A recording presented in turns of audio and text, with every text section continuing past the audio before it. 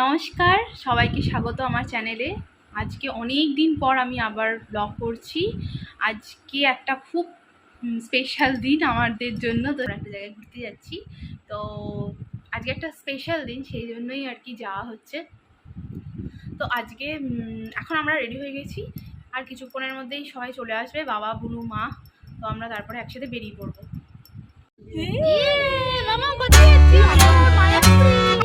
তো আমরা আজকে মায়াপুরে যাচ্ছি।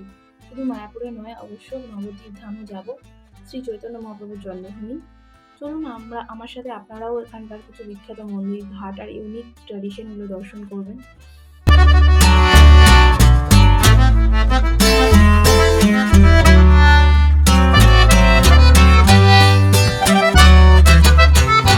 মায়াপুরে যাওয়া খুবই সোজা, ট্রেন, বাস, গাড়ি সবসময় অ্যাভেলেবেল।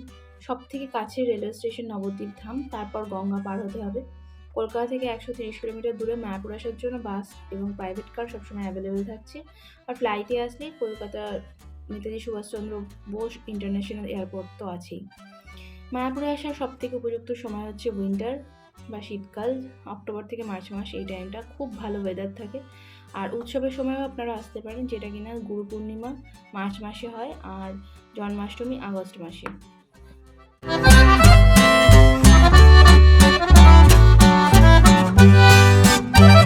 মন্দির মায়াপুরে ঢোকার ঠিক আগে, বামন বাজারের আগে একটি রাস্তা চলে গেছে জগন্নাথ মন্দিরের দিকে। খুবই সুন্দর মন্দিরটা। সূর্যাস্তের ঠিক আগে আমরা এখানে এসে গেছিলাম। আপনারা যদি সকাল সকাল এখানে চলে আসেন তাহলে এই মন্দির খোলা পাবেন। আর খুবই সুন্দর মন্দিরটা, খুব সুন্দর খোলামেলা জায়গা নিয়ে তৈরি। আর মন্দিরটা খুব সম্ভবত নতুন তৈরি হয়েছে। জায়গাটা অনেকটা বড়, আর এখানে এমনভাবেই তৈরি করা হয়েছে যে অনেকক্ষণ বসে বেশ সময় কাটানো যাবে। আমার তো খুব ভালো লেগেছে এখানে এসে, কিন্তু ব্যাপারটা হলো আমরা এমন একটা টাইমে এসেছি যে এখানে মন্দিরটা তখন বন্ধ ছিল, তো সেই জন্য আমরা ঠাকুরের দর্শন পাইনি।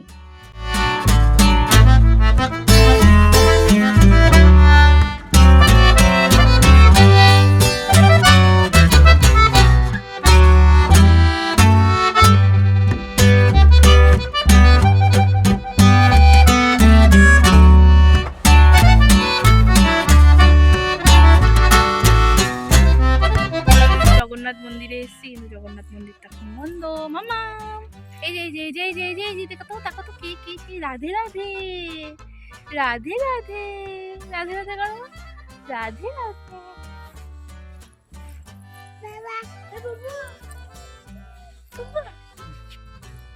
আমরা এখন জগন্নাথ মন্দিরে এসেছি, কিন্তু জগন্নাথ মন্দির 4টের আগে খুলবে না। আমরা এখন ঘুরিতে বাজে হচ্ছে 3:30, একটু কম, মানে 3:25 মতো বাজে। তো এখন জগন্নাথ মন্দির খুলবে না, তার জন্য আমরা বেরিয়ে যাচ্ছি। আমরা মায়াপুরে চলে যাবো, কিন্তু এই মন্দিরটা খুব সুন্দর।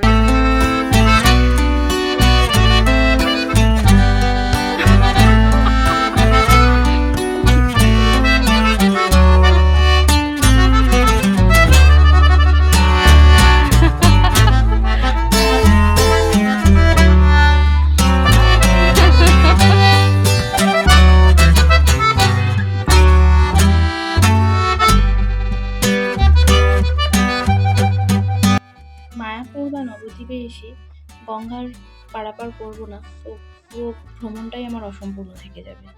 তো চলুন এবার আমরা গঙ্গা ভ্রমণ করে আসি এবং মা গঙ্গার সৌন্দর্য উপভোগ করে আসি। এখানে জলঙ্গি নদী গঙ্গা নদীর সাথে মিশেছে। ক্যামেরাতে হয়তো ঠিক বোঝা যাচ্ছে না, কিন্তু খালি চোখে খুব সুন্দর জলের পার্থক্য করা যাচ্ছিল।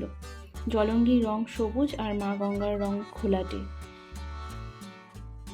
আমার মেয়েটা কিন্তু খুব মজা করেছে, এইগুলোই তো আনন্দ। আর ওর সাথে সবাই ঘুরতে পারছে বলে বাকি সবারও খুব ফুর্তি। বাবা, মা, বুনু ওকে তো পায় না সব সময়, তাই এসে থেকে আমার বোন, মা কাড়াকাড়ি করছে কে নেবে ওকে কোলে। আর মেয়েটাও আছে, কোনো বিরক্তি নেই, যখন যার কোল পাচ্ছে উঠে পড়ছে। হবেই তো, ওর কত প্রিয় মানুষদের সাথেও ঘুরতে বেরিয়েছে আজকে।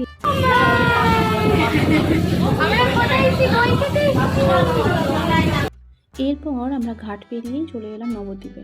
আর ঘাটের ঠিক ডান দিকে একটা মিষ্টির দোকান, সেখানে বাবার খুব ইচ্ছে হলো মিষ্টি দই খাবে। তো সেই জন্য জামাই তার শ্বশুরকে মিষ্টি দই খাওয়াতে নিয়ে আসলো, সাথে আমরাও অবশ্য ভাগ পেলাম। অসাধারণ খেতে দইটা, এখানে আসলে একদম মিস করবেন না এটা।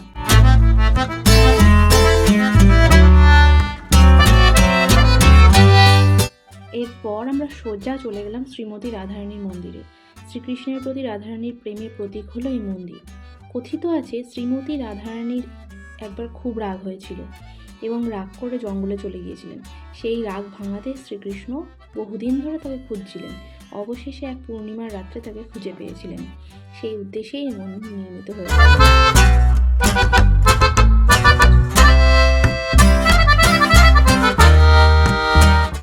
এরপর আমরা চলে আসলাম নরহরিধাম আশ্রমে। খুব সুন্দরভাবে সাজিয়েছে এখানে। 60 ফিট লম্বা শ্রী শ্রী চৈতন্য মহাপ্রভুর একটি মূর্তি স্থাপন করা আছে এখানে। পার্কের ভেতরটা অপূর্ব সুন্দর। এখানে কি সুন্দর মাছ রয়েছে, শ্রীকৃষ্ণের যে সমস্ত লীলা রয়েছে সেই সমস্ত ছবিগুলো বা মূর্তিগুলো খুব সুন্দরভাবে এখানে তুলে ধরা হয়েছে। আমাদের সবার খুব ভালো লেগেছে এই পার্কটা। আর এখানে থাকা খাওয়ার ব্যবস্থাও এখানে আছে।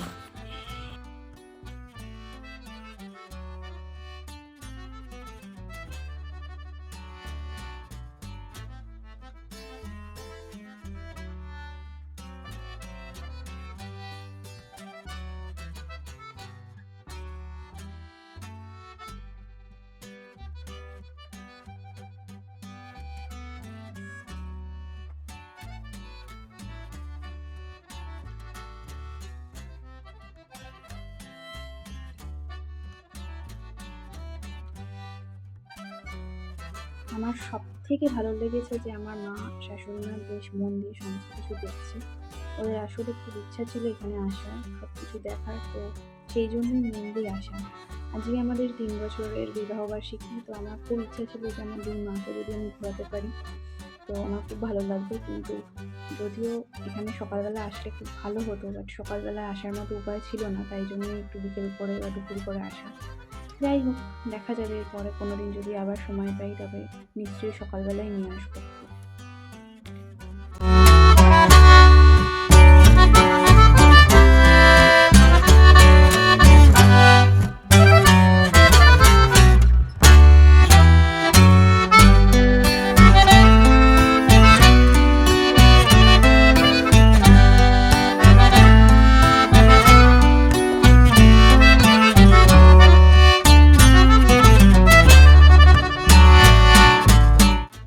এই যে আমরা ঢুকে গেলাম মিউজিয়ামটাতে।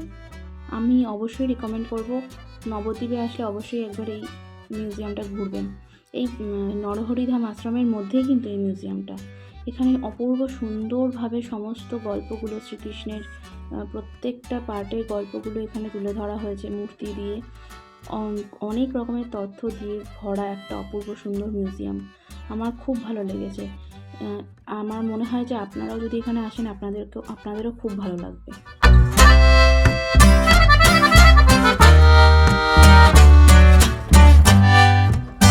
এরপর আমরা চলে গেলাম সচী মাতার মন্দিরে। এখানে বহু পুরনো শ্রী চৈতন্য মহাপ্রভুর সময়কার একটা নিম গাছ আছে, প্রায় 500 বছর পুরনো। আমার মার এই নিম গাছটা দেখার বড্ড ইচ্ছে ছিল। যাই হোক, বহুদিন পরে হলেও মা আবার দেখতে পারল নিম গাছটাকে।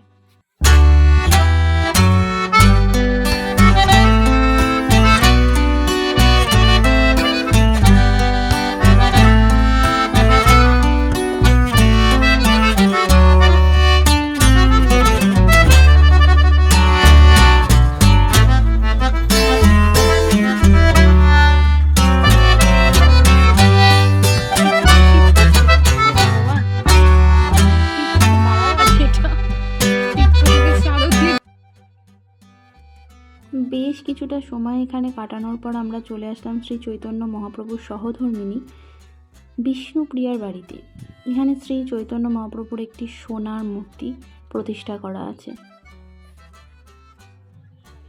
বহু যুগ আগের বাড়ি এটা, দেখলেই বেশ বোঝা যায়।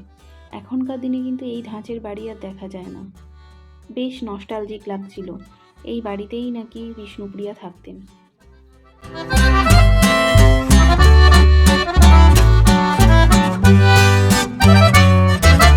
চলে গেলাম পোড়ামা তলায়। এটিও খুব প্রসিদ্ধ একটা জায়গা, প্রায় 500 বছরের পুরনো। কিন্তু চারপাশে এত দোকান হয়ে গিয়েছে যে মন্দিরের অস্তিত্বটাই আর ঠিকমতো বোঝা যাচ্ছিল না। কিন্তু তাও বেশ ভালো লাগলো। এখানে দেখছিলাম অনেকেই বেশ পুজো দিচ্ছিল। আমার মেয়ে আর তার বাবা বেশ পরিক্রমাও করে নিল। পোড়ামাতলার এই গাছটার চারপাশে। একটা কথা বলতেই হয়, নবদ্বীপ যে এত সুন্দর একটা শহর, এত সমৃদ্ধ একটা শহর আমার জানা ছিল না।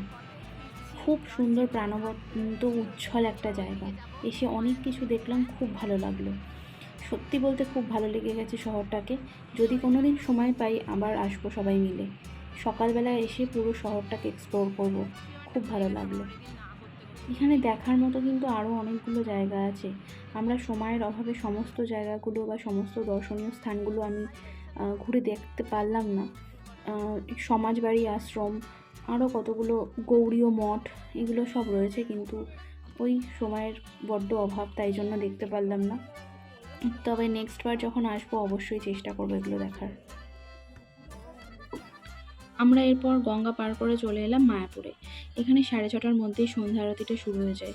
আমরা সন্ধ্যা আরতি দেখবো বলেই মায়াপুরে এসেছিলাম আসলে, তাই তড়িঘড়ি চলে আসলাম।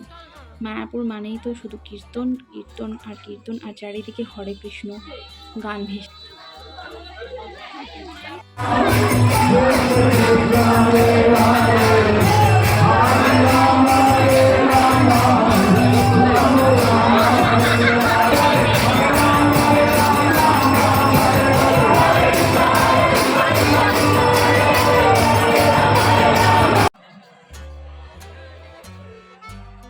যেহেতু ভেতরে মোবাইল বা ক্যামেরা কোনো কিছু অ্যালাউড নয়, তো সেই জন্য ভেতরে কোনো ভিডিও করা হয়নি। আমাদের সন্ধ্যা আরতি দেখা হয়ে গিয়েছে, খুব ভালো লেগেছে। মা আর আমার শাশুড়ি মা তো খুবই এনজয় করেছে দুজনে সন্ধ্যা আরতিটা। বাবা ভেতরে ঢোকেনি, কারণ আমাদের ব্যাগ আর জুতো পাহারা দিচ্ছিল। আমরা গেছিলাম, কিছুক্ষণ থেকে চলে এসেছি। খুব ভালো লাগলো। আবার যদি কোনো দিন পারি আবার আসবো অবশ্যই। কিন্তু আজকে অনেক রাত হয়ে যাচ্ছে। আমার মা, বাবা, বুনু আবার শান্তিপুরে ফিরে যাবে। সেই জন্য ওরা যাতে তাড়াতাড়ি বাড়ি পৌঁছতে পারে, ওই জন্য আমরা তাড়াতাড়ি বেরিয়ে গেলাম এখান থেকে। খুব ভালো একটা এক্সপিরিয়েন্স হলো, আর খুব ভালো লাগলো আজকের দিনটা এইভাবে সবার সাথে একসাথে কাটালাম, তাই জন্য। তো নেক্সট ব্লগে, কোনো একটা ট্রাভেল ব্লগে আবার দেখা হবে সবার সাথে। ততক্ষণের জন্য টেক কেয়ার, ভালো থাকবেন, বাই বাই।